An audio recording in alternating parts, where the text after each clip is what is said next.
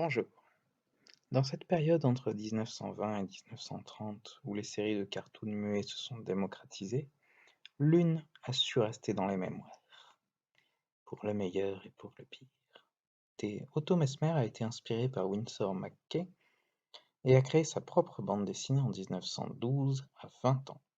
En 1915, il signe un contrat avec Universal pour adapter son comic Motor Matt, mais le dessin animé ne sortira jamais. Il va ensuite travailler avec Henri Mayer sur une nouvelle série, Les Voyages de Teddy, qui se base sur la vie de Theodore Roosevelt, jusqu'à être appelé à participer à la Première Guerre mondiale. En 1919, il va travailler pour le studio Sullivan sur un projet de dessin animé nommé Folie féline, avec Master Tom, un chat noir qui apporte la chance.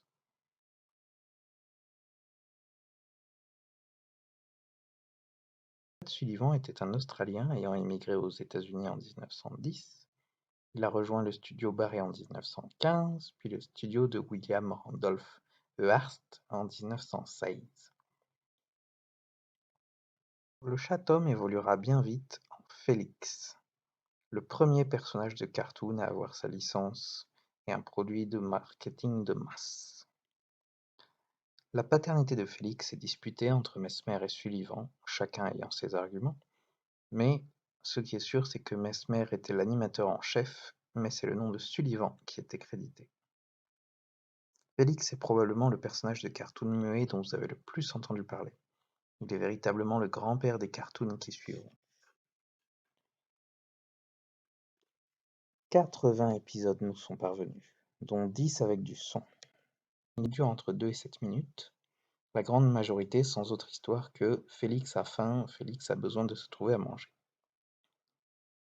Il y a de nombreux gags qui utilisent les possibilités de l'animation, des récurrents, comme sa queue qui se transforme, des classiques, ou des plus originaux, mais toujours absurdes.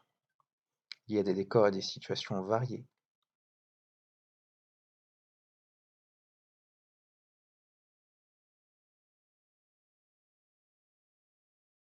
Mon épisode préféré, c'est Japaniki, lorsque Félix décide de donner des chaises aux Japonais.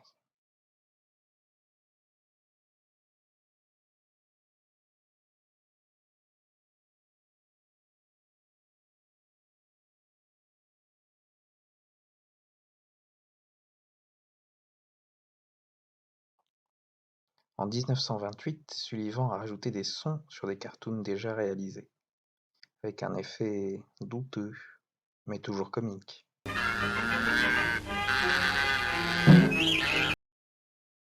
Malheureusement, ça ne suffira pas à amuser le public, et Félix disparaîtra des écrans en 1930. Mais il reviendra. Merci d'avoir regardé cette vidéo, j'espère qu'elle vous a plu. Si c'est le cas, n'hésitez pas à aller voir les autres. Bisous!